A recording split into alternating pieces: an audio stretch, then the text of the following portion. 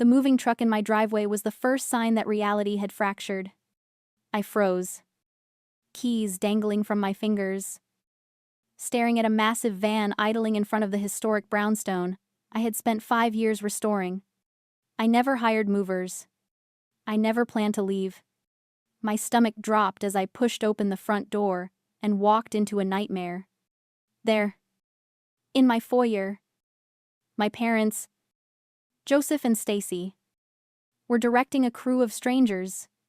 They were wrapping my sculptures, boxing my books, and dismantling the life I had built, brick by brick. They weren't just moving me out. They were erasing me. Drop a comment and let me know where you're listening from and what time it is for you right now. I'd love to know who's part of our community. What are you doing? My voice wasn't loud, but it cut through the noise of packing tape and shuffling feet. I walked past the boxes in the hallway, following the sound of a power saw. It was coming from my office.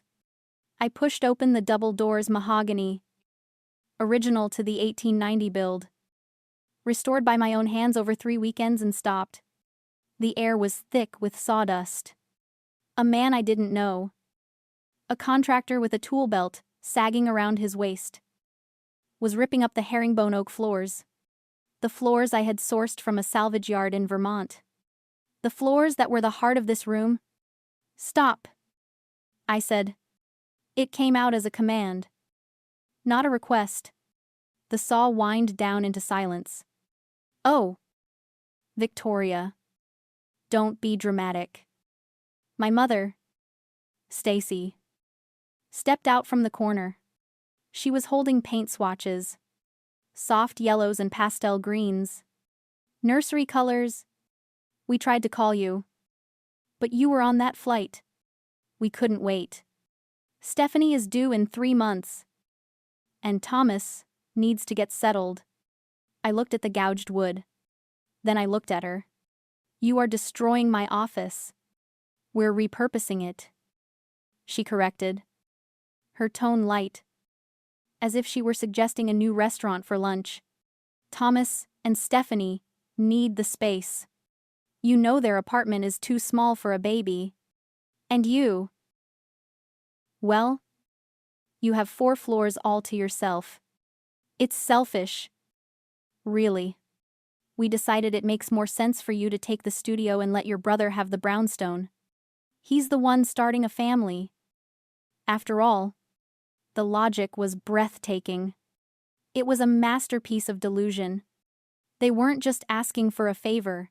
They had held a meeting, taken a vote, and executed a verdict on my property without me even being in the room. They had bypassed asking and gone straight to taking. Get out, I said.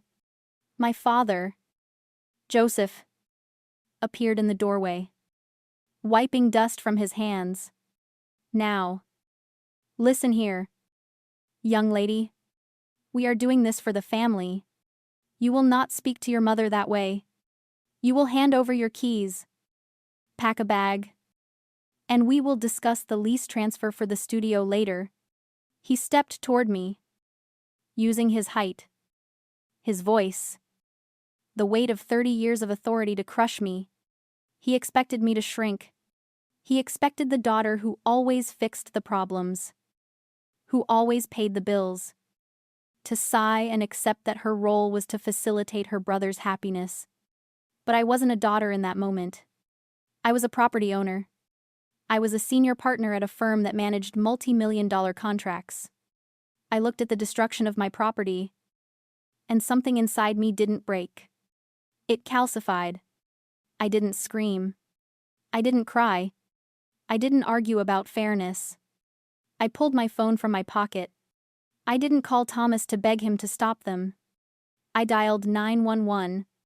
Victoria, put that phone away, Dad warned.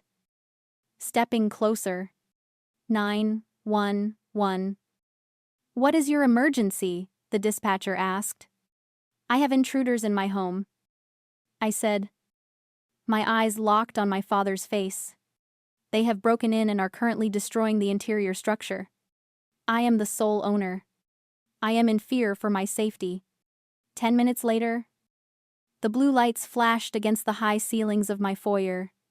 2 officers walked in, hands on their belts. "Officer, thank goodness you're here." My father started immediately, putting on his concerned patriarch mask. "My daughter is having a bit of an episode. It's a misunderstanding. We're just helping her move." The officer looked at me. "Ma'am," I opened my briefcase. I didn't need to shout. I needed documentation. I handed the officer the deed, the renovation permits, and my ID. "I am the sole owner of this property." "Officer, these people do not live here. They do not have keys. They broke the lock on the back gate, you can check it, and they hired a contractor to destroy my flooring without my consent." The officer reviewed the papers. He looked at the contractor, who was hastily packing his saw. He looked at the boxes. "Sir, ma'am." The officer turned to my parents.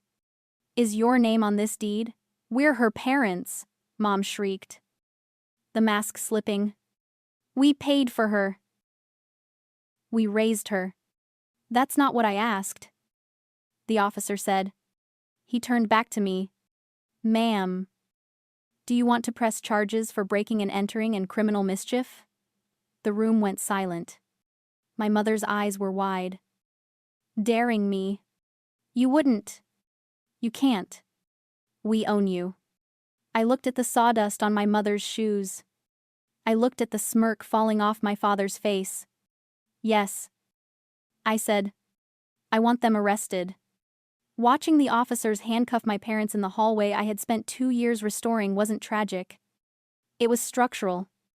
It was the necessary demolition before you could build anything safe. As they were let out, shouting about ingratitude, I stood alone in the ruin of my office. It was quiet, and for the first time in my life, the house felt entirely mine. The silence that followed was heavier than the noise. The police had left, taking Joseph and Stacy with them in the back of a cruiser.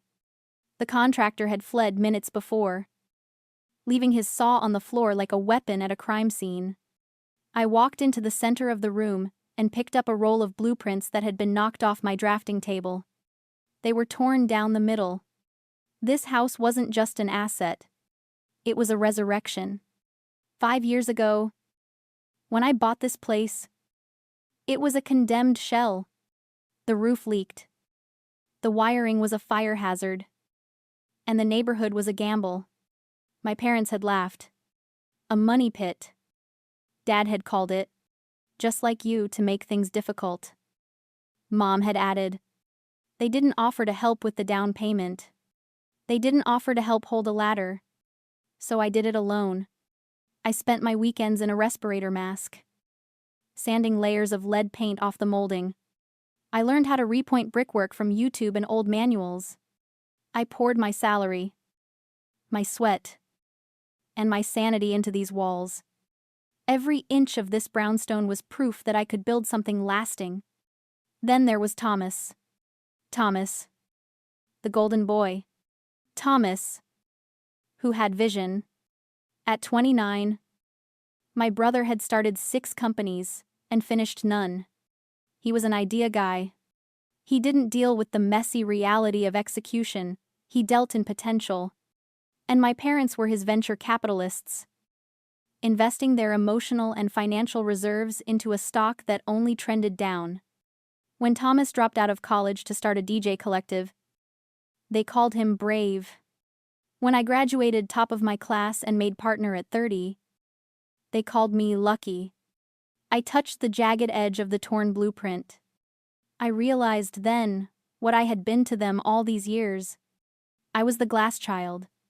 It's a term we use in architecture for certain structural elements: transparent, functional, essential for the view, but ultimately designed to be looked through, not at. I was clear. I was sturdy. I required no maintenance. I held up the roof so the light could shine on Thomas. They didn't break into my home because they hated me. They did it because they didn't see me. They didn't see the woman who restored a landmark. They saw a container, a resource, a vacant lot waiting to be developed for the son who actually mattered. She has too much space. Mom had said. It wasn't an observation. It was an accusation. To them, my success was a hoarding of resources that belonged to the family collective, specifically to Thomas. My stability was an insult to his chaos. I walked over to the window and looked out at the street. The flashing lights were gone. The neighborhood was quiet. For years, I had polished the glass, trying to be the perfect window for them to look through. I stayed quiet. I stayed competent. I fixed the problems I didn't cause. I thought if I was clear enough, clean enough, strong enough, they would eventually notice the glass itself. But you don't notice glass until it breaks. Today, they tried to shatter me to let Thomas in, but they forgot that broken glass cuts. I turned away from the window. The sadness didn't come. Instead, a cold, clinical assessment took its place. They had treated my life like a waiting room for my brother's future. It was time to close the office. I sat down at my desk. One leg was wobbly where the movers had shoved it against the wall. But it held. I opened my laptop. The blue light of the screen cut through the dust lingering in the air. I didn't open my photo gallery to look at happy memories. I didn't open my email to draft a tearful letter, asking why they hated me. I opened Excel. I pulled up a spreadsheet I had named. With tragic optimism. Family support. It was time to conduct an audit. Row 42, Thomas, Venture Capital. 2 years ago, my brother had convinced my parents that cryptocurrency was the future of wealth. He didn't have a business plan, he had a Discord group and a lot of buzzwords. My parents didn't have the liquidity to back him, so they came to me. He just needs a leg up. Dad had said. You're doing so well. Victoria. Don't you want your brother to succeed? I wrote a check for $28,000. It was my bonus that year. I handed it over because I wanted them to look at me with the same shiny, hopeful eyes they turned on him.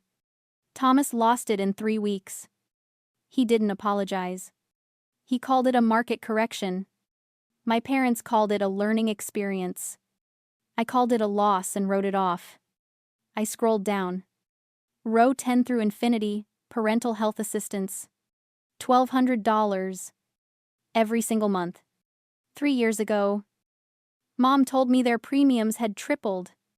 She cried at this very desk, telling me they might have to cut back on medications. I set up an auto transfer the next day. I never asked for the invoices. I never asked for proof. I just paid. I logged into my bank portal and expanded the transaction details. Then, I cross-referenced the dates with Thomas's social media. June 1st transfer sent. June 3rd, Thomas posts a photo of his new leased BMW. September 1st, transfer sent. September 4th, Thomas checks in at a resort in Tulum. The pattern was perfect. It was mathematical. I hadn't been paying for my parents' cholesterol medication. I had been funding my brother's lifestyle. My parents were just the money launderers. I leaned back, the leather of my chair creaking in the silence.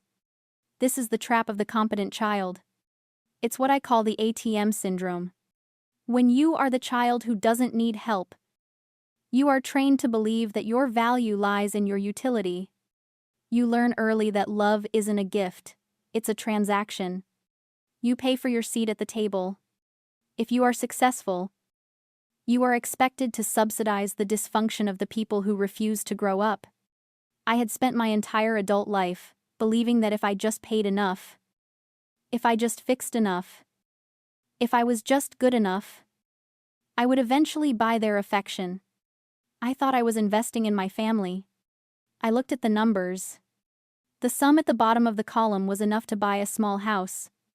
I wasn't an investor. I was a subscription service, and the user agreement had just been violated. I didn't feel guilty. Guilt is for people who owe a debt. I was the creditor here. I clicked on the transfer settings. Recurring payment Joseph and Stacy Health Fund. My finger hovered over the trackpad. I thought about the phone calls I would get. The screaming. The accusations that I was trying to kill them. The narrative that I was abandoning my aging parents. Let them scream. I clicked cancel. Then I clicked Thomas, emergency fund. Cancel. I went through every standing order. Every linked account. Every safety net I had woven beneath their tightrope walk. I cut them all. The screen flashed a confirmation. Standing orders terminated. I closed the laptop. The room was dark now. Shadows stretching across the ruined floor. For the first time in years, my bank account was sealed. My energy was sealed. My subscription to this family had officially expired. I left the brownstone at dusk. Checking into a nearby hotel. I needed distance. I needed walls that weren't scarred by my family's ambition. But distance didn't stop the noise. By 9 a.m. the next morning, my phone was vibrating so constantly, it was sliding across the nightstand. 37 missed calls. 14 voicemails. A stream of text messages that scrolled like a stock ticker of dysfunction. I picked it up. Thomas, are you insane? Mom and Dad are in a holding cell. Drop the charges, now. Aunt Linda Victoria. I heard what happened. How could you? They were just trying to help you. Think of the baby. Stephanie audio message. 45 seconds. I pressed play. Stephanie's voice was high, thin, and thick with tears. Victoria. I can't believe you're doing this. The stress. I'm having contractions. Do you want me to lose this baby? That room was supposed to be the nursery. We promised the baby that room. How can you be so cruel? I deleted it. Then, Thomas again, you've ruined everything. I'm coming to your office. We are settling this. I didn't reply. I showered, dressed in a sharp black suit, and went to work. My firm, Sterling and Associates, occupied the top 3 floors of a glass tower downtown. The lobby was a fortress of marble and security. I sat at my desk, looking out at the city skyline. But my mind was on the psychology of the storm brewing below. This is what psychologists call an extinction burst. When you stop reinforcing a behavior, when you stop feeding the pigeon every time it pecks the button, the pigeon doesn't just walk away. It pecks harder. It pecks faster. It attacks the button. It loses its mind. My family was the pigeon. For 30 years, I had reinforced their entitlement. I had paid the bills. I had fixed the messes. I had smoothed the road. Now, I had cut the supply. And just like a toddler screaming louder when they realize the no is real, my family was escalating. They weren't angry because I was cruel. They were angry because they were losing control. At 11 a.m., my assistant, Sarah, buzzed me. Her voice was tight. Victoria, there's a man in the lobby. He says he's your brother. Security is trying to hold him back. But he's loud. I walked to the glass wall overlooking the atrium. Down below, Thomas was pacing. He wasn't the slick entrepreneur today. He was red-faced, disheveled, pointing a finger at the security guard's chest. He looked small. From up here, the golden child didn't look like a visionary. He looked like a man whose credit card had been declined for the first time in his life. I watched him pick up a heavy decorative vase from a side table and hurl it at the floor. It shattered. The sound echoed up to the mezzanine. He screamed my name. Victoria, you owe us. I didn't flinch. I felt a strange, clinical detachment. This wasn't power. This was panic. Call the police. I told Sarah. Have him trespassed. Do you want to go down there? She asked. No, I said, turning back to my desk. I have work to do. I watched the second arrest of a family member in 24 hours from my window. As Thomas was led into a squad car, kicking and screaming like a child denied a toy, I realized something profound. He wasn't fighting for me. He wasn't fighting for his parents. He was fighting for his survival. The parasite was realizing the host had died. My phone rang. It was my lawyer. David. Victoria. David said, his voice grave. We ran the background financial check on your parents for the restraining order application. You need to come down here. We found something. Is it bad? I asked. It's not just bad. David said. It explains everything. I drove to David's office in a daze. The adrenaline from the morning was fading, replaced by a cold knot of dread in my stomach. David was a forensic accountant before he became a family law attorney. He didn't deal in drama, he dealt in data. If he said it was bad, it was catastrophic. I sat down in the leather chair opposite his desk. He didn't offer me coffee. He slid a thick file across the mahogany surface. I pulled the title history on your parents' home. David said, his voice level. We needed to check their assets for the civil suit regarding the damages to your brownstone. I assumed, given their lifestyle and their constant lectures about financial responsibility, that their house was paid off. They bought it 30 years ago. I nodded. It is. They had a mortgage-burning party when I was in college. They did. David agreed. And then, 4 years ago, they took out a home equity line of credit, maxed it out. 3 years ago, they refinanced. 2 years ago, they took out a high-interest second mortgage from a private lender. I opened the file. The numbers were right there in black and white. But my brain refused to process them. It looked like an autopsy of a financial suicide. Where did the money go? I whispered. Though I already knew. David turned his monitor around. He had overlaid the withdrawal dates with Thomas's business filings. Every time Thomas started a new venture, the DJ equipment, the drop shipping business, the crypto wallet, your parents pulled equity. David explained. They stripped their house to the studs to fund his failures. I stared at the screen. The $28,000 I had given Thomas was just the tip of the iceberg. My parents had poured hundreds of thousands of dollars into a hole that never filled up. But that's not the worst part. David said. He pointed to a document on the top of the pile. It was a notice of default. They haven't paid the mortgage in 6 months. Victoria. The bank initiated foreclosure proceedings last week. The auction date is set for next month. The room spun. The air conditioning hummed. But I felt sweat prickling my neck. They're broke. I said. It wasn't a question. They are destitute. David corrected. They have zero equity. Their credit cards are maxed. Their savings are gone. And they are 30 days away from being homeless. Suddenly, the break-in made sense. It wasn't just entitlement. It wasn't just about giving Thomas a nursery. It was an evacuation plan. The renovation. I realized. The words tasting like ash.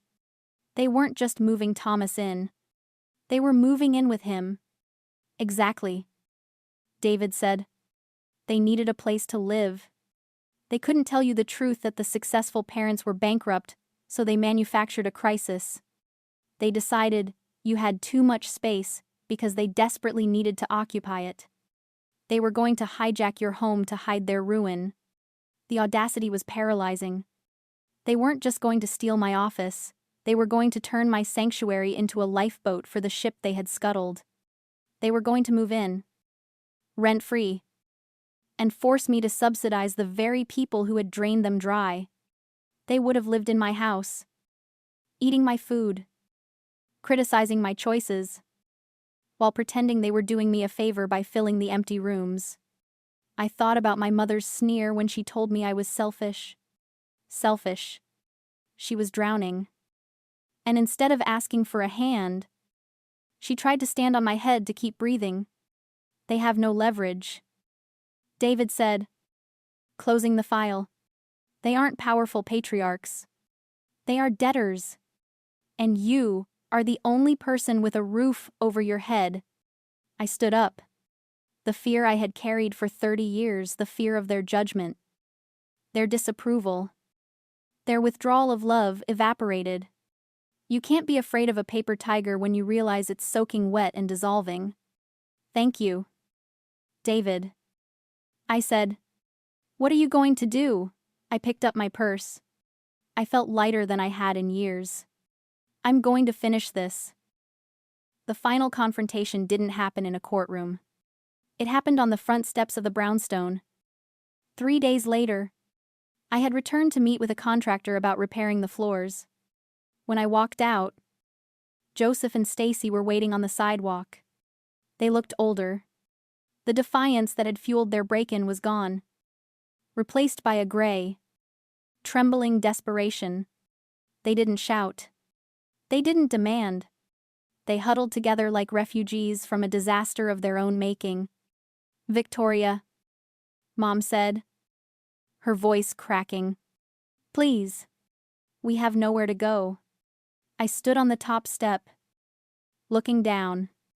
The power dynamic had physically inverted. For 30 years, I had looked up to them, waiting for approval. Now, I was the one with the high ground. We lost the house, Dad admitted, staring at his shoes. The bank is taking it next week. Thomas. He can't help us. He's in jail. We're family. Victoria, you have 4 bedrooms. You can't let us live on the street. It was the ultimate guilt trip. The final play? We are your parents. You owe us survival. I looked at the people who had tried to evict me from my own life to make room for their golden child. I looked at the people who had siphoned my salary to fund a fantasy. I know, I said. My lawyer found the foreclosure notices. I know you mortgaged your future to buy Thomas's affection. They flinched. I'm not going to save you, I said. The words were quiet, but they landed with the weight of a wrecking ball. I am not your retirement plan. I am not your safety net. And I am certainly not your daughter anymore. I'm just a creditor you defaulted on. But what will we do, Mom sobbed. You said I should take the studio apartment. I smiled. A cold, sharp thing. That's a great idea. You told me the studio was perfect for a single woman. It should be plenty of space for 2 people who are downsizing. Why don't you move in there? They stared at me. We all knew the truth. There was no studio. There was no lease. It was just another lie in the architecture of their entitlement. Go, I said. Figure it out.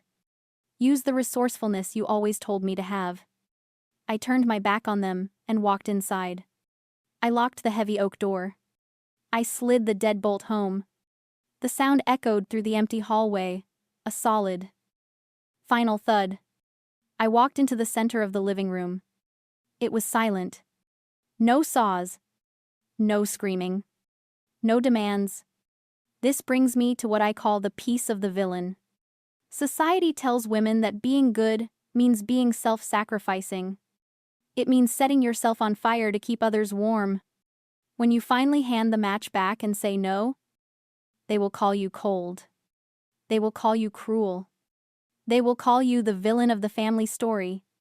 My parents are telling everyone who will listen that I abandoned them. Thomas is telling his friends I stole his birthright. In their narrative, I am the monster who hoarded the castle while they starved at the gates. I accept that title. I would rather be the villain in their tragedy than the victim in my own life. I would rather be the bad daughter who sleeps soundly in a house she owns than the good daughter sleeping on a futon while her brother plays video games in her office. If protecting my peace makes me the villain, then I will wear the label like a crown. I will frame the accusation and hang it on the wall, right next to the deed to my house. I looked at the ruined floor of my office. It would take time to fix. It would cost money. But the foundation was solid. The structure was sound. And for the first time, the design was entirely up to me. Have you ever had to become the villain to save yourself? Tell me your story in the comments. And don't forget to hit follow for more stories about reclaiming your life.